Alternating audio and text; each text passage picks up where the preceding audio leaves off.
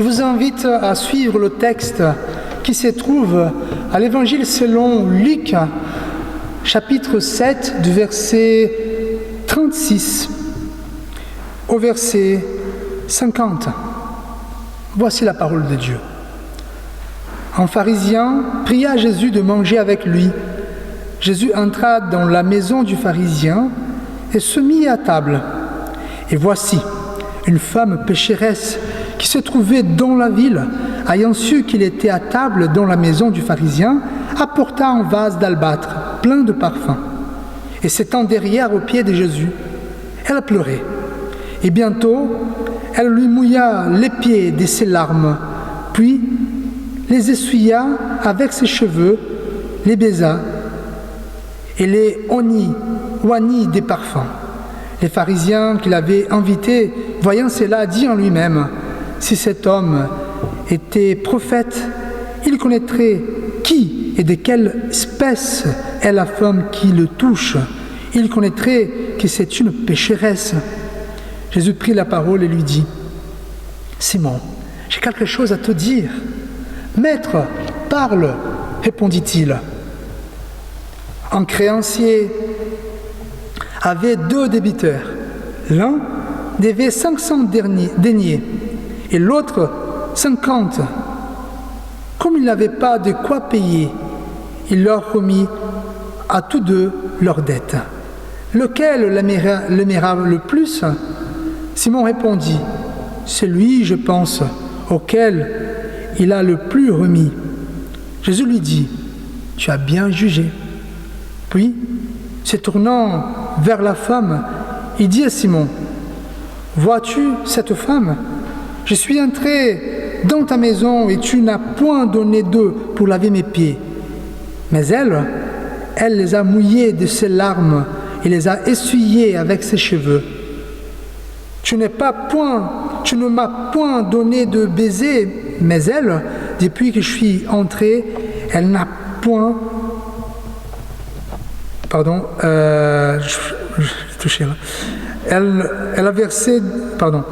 elle n'a point cessé de me baiser les pieds. Tu n'as point versé d'huile sur ma tête, mais elle a versé du parfum sur mes pieds. C'est pourquoi je te l'ai dit.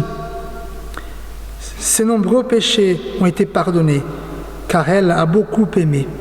Mais celui à qui on pardonne peu, aime peu. Et il dit à la femme, tes péchés sont pardonnés. Ceux qui étaient à table avec lui s'émirent à dire en eux-mêmes, qui est celui qui pardonne même les péchés? Mais Jésus dit à la femme, ta foi t'a sauvée, va en paix. Je vous invite à la prière. Prions. Seigneur notre Dieu, nous voulons recevoir ta parole aujourd'hui. Nous voulons sortir d'ici avec quelque chose qui nous interpelle, qui nous exhorte, qui nous conforte. Que ton esprit, Seigneur, soit à l'œuvre afin que notre esprit puisse être touché. Bénis-nous, Seigneur. Amen.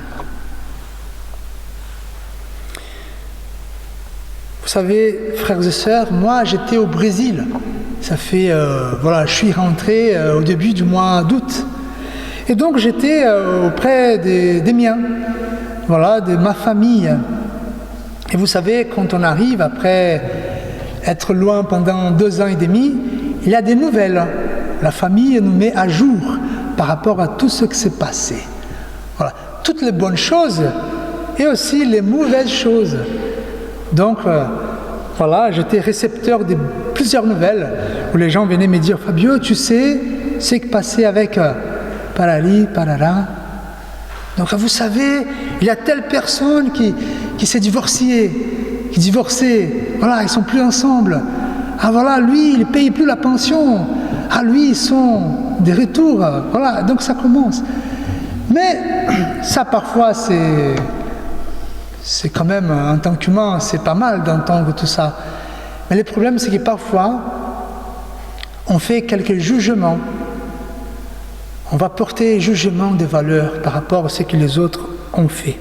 Et ça, c'est pas bien. Mais en fait, frères et sœurs, nous sommes dans une société où nous jugeons les uns les autres par rapport à ce qu'on est, par rapport à ce qu'on fait, malheureusement. Et cette société du jugement fait mal, nous fait mal aux autres. Et donc nous sommes devant un texte qui va nous montrer les pouvoirs destructeurs du jugement. Nous sommes au chapitre 7, et donc tous les chapitres 7, nous avons une section qui met en évidence la nature du ministère de Jésus-Christ, la raison pour laquelle il est venu sur cette terre. Il y a un théologien qui va nommer cette section comme l'amour en action. Pourquoi? Parce qu'on voit Jésus en agissant avec amour envers les autres et surtout envers ceux qui ne méritent pas assez d'amour selon la société dans laquelle il est. Par exemple, nous avons les soldats romains qui a son fils, son employé guéri, donc c'est l'étranger qui est accueilli. Nous voyons la veuve qui a son fils guéri aussi. Nous voyons cet homme désemparé où personne ne voulait être avec elle et Jésus va être près d'elle. Et nous avons les prisonniers honorés, c'est Jean-Baptiste qui est en prison et que tout le monde est en train de le blâmer. S'il est en prison, c'est parce qu'il mérite. Et Jésus va honorer cet homme devant tout le monde. Et nous avons ici la pécheresse pardonnée, cette dame qui était connue dans la ville pour être pécheresse. Ces histoires nous apprennent à agir selon Jésus, à exercer une influence bénéfique sur la société, dès la plus petite à la plus grande. Qu'est-ce que ça veut dire la société plus petite dans laquelle nous sommes insérés? C'est notre famille, voilà. Et aussi dans le monde. Donc des histoires qui nous apprennent à agir dans ce monde, dans notre société. Alors on commence ici notre histoire avec une question qui doit être là dans nos esprits. Qui êtes-vous pour la société où vous vivez? Vous êtes les bons ou vous êtes les méchants? Notre histoire débute en mettant en lumière les contrastes entre trois personnages. Et on peut voir ces contrastes grâce à l'arrière-plan et à la façon dont ils agissent au début de cette histoire. Bon, il y a un pharisien qui invite Jésus à un repas. On ne sait pas quel est le contexte, mais probablement Jésus venait de prêcher dans une synagogue où il a prêché, où il a enseigné, et après son enseignement, il a été invité pour manger chez ce pharisien qui s'appelait Simon. Et ce genre de repas était très bénéfique. Pourquoi? Parce que c'est dans ce repas où les théologiens pouvaient parler de l'histoire, parler de Dieu, parler de la philosophie. C'était un repas très intellectuel. Et donc ce docteur, le pharisien, il fait preuve d'hospitalité parce qu'il va recevoir chez lui, de générosité parce qu'il pourvoit le repas, une gentillesse et même de l'honneur parce qu'il va honorer l'invité de la synagogue, voilà, à venir chez lui manger. C'est un peu comme un pasteur qu'on reçoit ici, et pour qu'il ne parte pas avec le ventre vide, on va l'inviter à manger. Voilà, c'est un peu ce contexte. Et nous avons ici, dans notre histoire, Luc qui va décrire Jésus. C'est le premier qui apparaît. En fait, pour le pharisien, Jésus n'était qu'un maître, et peut-être un prophète, comme dit le texte. Donc, Jésus était connu par ses enseignements, par sa bienveillance, pour ce qu'il a fait pour l'étranger, voilà, pour la veuve, pour Jean-Baptiste, le prisonnier. Et donc Jésus, dans l'histoire, il était quelqu'un de bon. C'est pas réprochable. Mais nous avons dans l'histoire aussi le pharisien. Le pharisien, un gentilhomme qui honore ses invités, qui est respecté et bien apprécié dans la société où il se trouve. Par contre, on sait, tout le monde sait, qu'un pharisien, il peut être un peu rigide, même intransigeant, à l'égard de ceux qui ne suivent pas les traditions juives. Mais ça passe, c'est pas grave. Et en fait, il n'y a rien de reprochable à l'instant. Au contraire, son intérêt en Jésus-Christ prouve qu'il a ouvert à ses enseignements. Et son invitation est irréprochable aussi. Cette invitation ne fait qu'augmenter son estime auprès de ses collègues. Donc, dans cette histoire, nous avons le pharisien. Il y a aussi les bons. Nous avons deux bonnes personnes ici. Et tout se passe très bien dans le repas. Un repas typiquement oriental. Ce n'est pas très semblable à ce que nous faisons aujourd'hui. Déjà, c'est une table basse où les invités étaient autour. Voilà. Dans une bonne discussion théologique, une bonne discussion philosophique.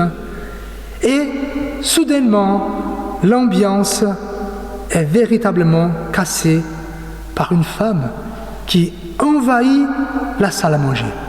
Le texte, il n'explique pas d'où cette femme elle vient. Le texte dit « et voici ». Soudainement, elle est là. Pof, la femme est là. Et comme dit le texte, une femme pécheresse qui s'est trouvée dans la ville. Qu'est-ce que nous savons de cette femme? Déjà qu'elle était pécheresse, en plus qu'elle était connue dans la ville, dans la société où elle habitait, où elle s'est trouvée, elle était connue pour être pécheresse. Ça veut dire quoi? Ça veut dire que c'était un peu son statut social. Alors, Luc, il était gentil parce qu'il a mis pécheresse, mais on sait bien ce que ça veut dire. Elle était une prostituée. Voilà. Et donc, elle était connue pour être la prostituée de la ville. Elle était contagieuse. Elle était impure. Après, elle va avoir une conduite inappropriée. Tout chez cette femme ne va pas. Ne va pas. Elle est étrangère et en désaccord avec le moment qu'ils sont en train de vivre. Elle n'a pas la place ici. Et ses actions sont inappropriées dans n'importe quel contexte. On va voir un peu ce qu'elle a fait. Bon, selon le texte, cette femme, dans la salle à manger, imaginez la salle à manger, les convives qui sont allongés et qui sont en train de manger, de rigoler, de poser des questions sérieuses. Et donc, cette femme arrive. Qu'est-ce qu'elle a fait? Elle a porté un vase d'albâtre. Je ne sais pas si vous avez déjà vu cette pierre. C'est une pierre qui est transparente, c'est assez joli. Qui, dans ce vase, il y avait du parfum. Et donc, elle se tient derrière au pied de Jésus. Comme je vous ai expliqué, à cette époque-là, les convives étaient allongés pour manger. Donc, ils mettaient des coussins ici pour appuyer les bras et les pieds étaient derrière. C'est pour ça que cette femme a pu accéder facilement au pied du Christ. Et donc, elle pleurait. Difficile de dire exactement la raison pour laquelle elle pleurait. Elle pleurait au point de mouiller le pied du Christ. Puis, elle essuya avec ses cheveux. Et là, frères et sœurs, c'est dramatique. Elle ne pouvait pas faire cela.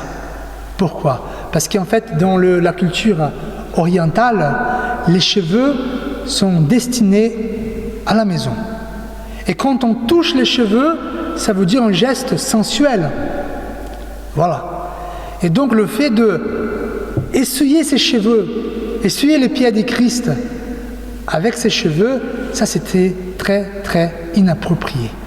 C'est comme, je vous explique, je vous donne un exemple, c'est comme si une dame aujourd'hui enlevait sa robe pour essuyer le pied de quelqu'un. Ça ne se fait pas. Ça c'est très très inapproprié. Et donc cette femme, elle a ce geste. Et qu'est-ce qu'elle va faire? Elle va baiser et oindre de parfum le pied de Christ. Tout cela pour montrer qu'elle donnait sa vie. Et donc, qu'est-ce que nous avons ici? La méchante. deux gars qui sont bons et la dame qui est la méchante. Alors, si vous écriviez un livre sur votre histoire, qui seriez-vous? Le méchant ou les bons? Alors, si vos amis écrivaient une histoire, votre histoire, vous seriez qui? Les méchants ou les bons?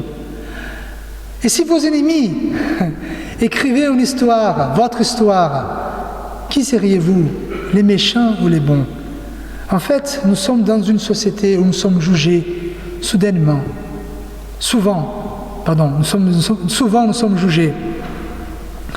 Et nous sommes dans une société où on colle des étiquettes pour dire telle personne est comme ci, telle personne est comme ça. Et en fait, souvent ces étiquettes viennent avec un jugement de valeur sur la personne.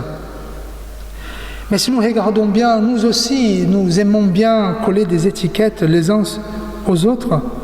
Souvent, on dit le bon, le mal, c'est lui qui est des droites, c'est lui qui est des gauches, les communistes, les socialistes, les fachos, l'intellectuel, l'ouvrier, les divorcés, l'ivre, l'écolo, et ainsi de suite.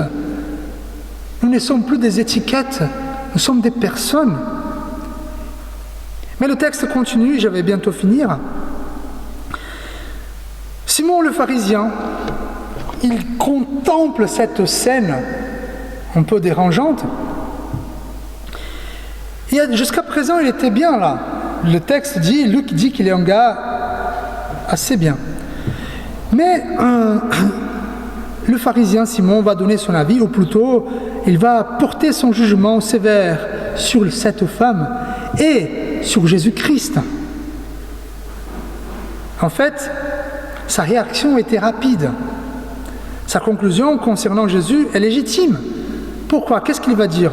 Si cet homme était prophète, il connaîtrait qui et de quelle espèce est la femme qui le touche. En fait, le pharisien va dire, Jésus, il n'est pas prophète. Cet homme-là que je suis en train de recevoir chez moi, il n'est pas le bon.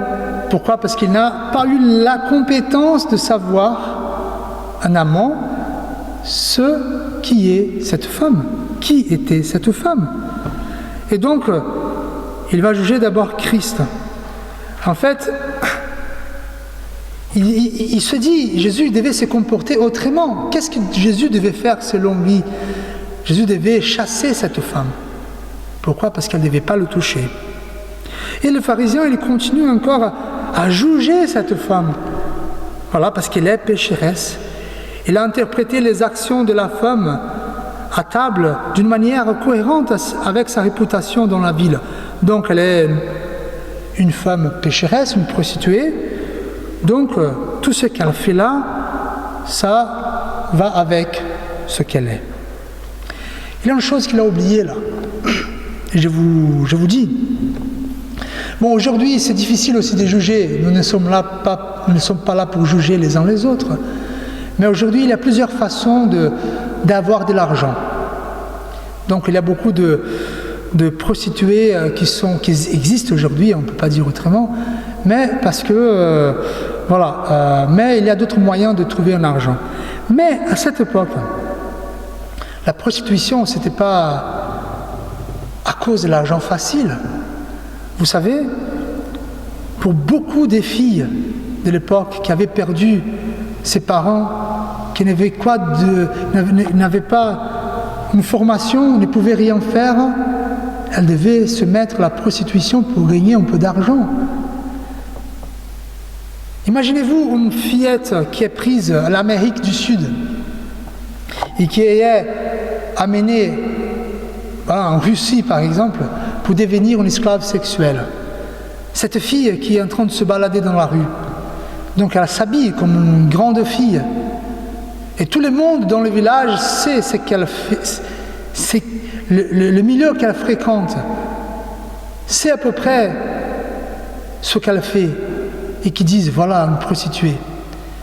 On ne sait pas l'arrière-plan. Et donc, cet homme-là, pharisien, il ne connaît rien. Il est en train de juger Jésus qui est le Dieu incarné. Il est en train de juger cette fille pour ce qu'elle fait. Et finalement, il ne sait rien. Frères et sœurs, malheureusement, à plusieurs reprises, nous sommes comme ce pharisien, nous sommes comme Simon. Nous jugeons les uns les autres sans savoir ce que chacun a vécu. Nous marchons avec des étiquettes sur la main. On dit, ah, voilà lui, voilà, c'est lui qui livre du village, étiquette. Ah, lui, c'est l'étranger du village. C'est lui, le noir du village. Les amis, on ne sait rien. Et si nous voulons aller contre ce système, nous voulons nous changer d'abord. En fait, Christ, c'est lui qui est le propre Dieu. Il nous connaît entièrement. Il ne nous a pas jugés par nos péchés. Il est venu pour nous sauver. Alors, si nous allons utiliser les règles sociétales, les traditions de la société pour juger les uns les autres, à un moment donné, nous serons jugés à notre place. Le pharisien, il incarne les règles sociales habituelles dans cette région. C'est lui qui juge, qui condamne, qui met des étiquettes. C'est lui qui dit celui qui est bon, c'est lui qui est méchant. Et nous sommes invités pour être comme Jésus-Christ. C'est lui qui a accepté d'aller à ces repas. Parce que vous savez, les pharisiens, parfois ce n'était pas toujours facile, surtout contre Jésus, mais quand même il a accepté de venir à ce repas. Il n'a pas jugé le pharisien. En plus, quand cette femme qui est venue, évidemment, nous ne sommes pas ici pour dire que la femme a bien fait.